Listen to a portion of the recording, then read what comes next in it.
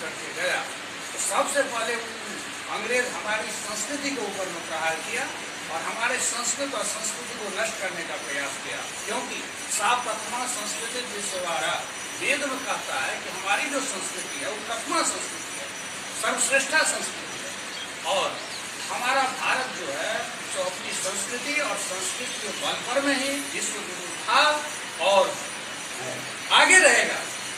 मध्यकाल में जैसे अंग्रेज आया तो देखा कि यहाँ जो है जब तक संस्कृत नष्ट नहीं होगा, यहाँ की संस्कृति नष्ट नहीं होगी, तब तक हम भारत पर शासन नहीं कर सकते हैं, तो पहले उस पर प्रहार किया। इसलिए ऐसी स्थिति हो गई है कि संस्कृत का विरोध, संस्कृति का विरोध, सनातन धर्म का विरोध प्रायः सभी लोग कर रहे हैं भारत में। इस बात को देखते हुए हमारे भारत के कुछ ऐसे लोग मनीषी, विद्वान, संघर्षशील, निष्ठावान, कर्मनिष्ठ ऐसे कुछ लोग एक संगठन तैयार किए हैं भारत स्तर पर, जिसका उद्देश्य है कि हमारी जो संस्कृति है, हमारा जो सनातन धर्म है, हमारा और संस्कृति जो है, किसी भी राष्ट्र की संस्कृति उसकी आत्मा होगी और आत्मा संस्कृति जो भारतीय संस्कृति है वो आत्मा है भारत की, और वह संस्कृति जिसमें निहित है उसी को हम संस्कृत कहते हैं।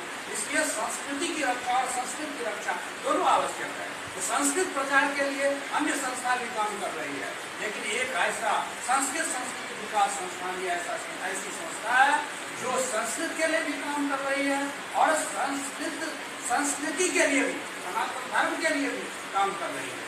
तो आज विभिन्न राज्यों में इनका जो है शाखा प्रशाखा चल रहा है। आज उसी परंपरा के अनुसार बिहार में यद्यपि 21 जुलाई को ही स्थापना दिवस मनाया गया, लेकिन 21 जुलाई को सभी जगह एक समय कार्यक्रम होना संभव नहीं है। इसलिए 22 और 23 कल हम लोग बिहार प्रदेशीय जो थे संस्कृत संस्कृति विकास संस्थान के और संस्कृत संस्कृति के विकास के लिए जो दत्तचित्त लोग हैं, संस्थान से जुड़े हो या ना जुड़े हो, लेकिन भारतीय जो है उनकी इच्छा तो होती है कि हमारी संस्कृति, सनातन धर्म और संस्कृति का प्रचार हो। तो ऐसे लोग कल हम लोग क्या किए थे, तो एक विशिष्ट व्याख्यान का आयोजन किए थे ऑनलाइन माध्यम से, जिसमें वेद के माध्यम से हमारे रामेश्वर सिंह दरभंगा संस्कृत विश्वविद्यालय के वेद विभागाध्यक्ष प्रोफेसर विनय कुमार मिश्र उनका मुख्य वक्ता रूप में उपस्थित थे और विषय था कि चातुर्मास के शिव पूजाया महत्व। चातुर्मास जो होता है, जैसे हरिशयन एकादशी से लेकर देवोत्थान एकादशी पर्यंत, उस चातुर्मास में शिव पूजा का महत्व है सबसे अधिक। यद्यपि शिव पूजा का महत्व सब दिन है, प्रतिदिन है, लेकिन इस चातुर्मास में सभी देवों की अपेक्षा शिव की महत्ता है, शिव पूजा का महत्व है।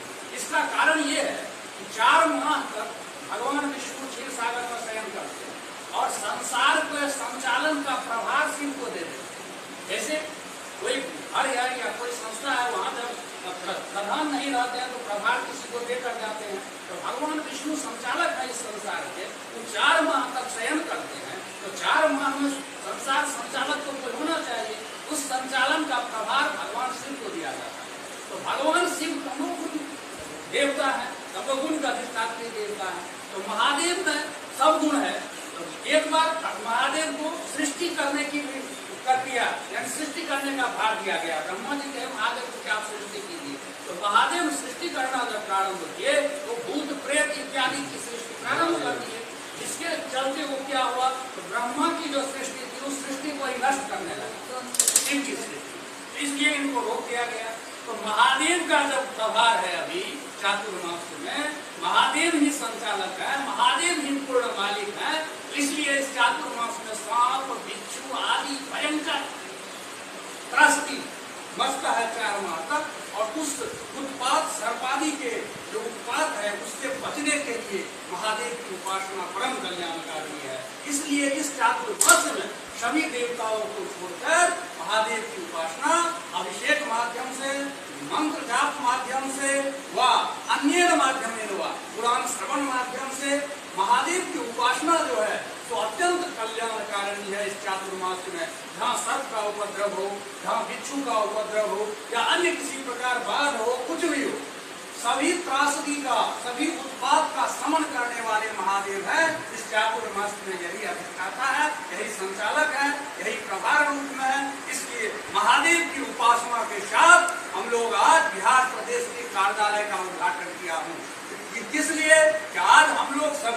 सैनिक है संस्कृत संस्कृति के, वो लोग आज संकल्प लिए हैं कार्यालय का उद्घाटन करके कि हम लोग भारतीय संस्कृति, सनातन धर्म और संस्कृत के लिए अपने जीवन को समर्पित कर देंगे, चाहे जो भी करना पड़ेगा। स्वक्लेशम नहीं गणेम, इस संस्कृत और संस्कृति के प्रचार के लिए हम लोग अपने कष्ट को ध्यान नहीं देते हुए और अपना जो सनातन धर्म है, संस्कृति है और संस्कृत है, उसके लिए हम लोग काम करते रहेंगे। इस प्रकार ये सभी जितने भी देख रहे हैं ये सभी सेनानी हैं और ये लोग संकल्प लिए हैं और इस कार्यालय का उद्घाटन से पूर्व महादेव की उपासना, गणेश अंबिका की उपासना, निर्विघ्नतया हम लोगों का जो कामना है वह सिद्धि हो, कामना की सिद्धि हो, इसलिए हम लोग आरंभ में गणेश अंबिका के पूजन पुरस्सर महादेव की अभिषेकात्मक नौ नमस्ते दू समस्ते न दू सामान्य, तो इस प्रकार विशिष्ट अभिषेक करके हम लोग आज इस तरह की संकल्पना किए हैं कि हम लोग भारतीय संस्कृति, सनातन धर्म और संस्कृत के लिए जो करना पड़ेगा वो करेंगे। इतना कह करके मैं अपने वाणी को विराम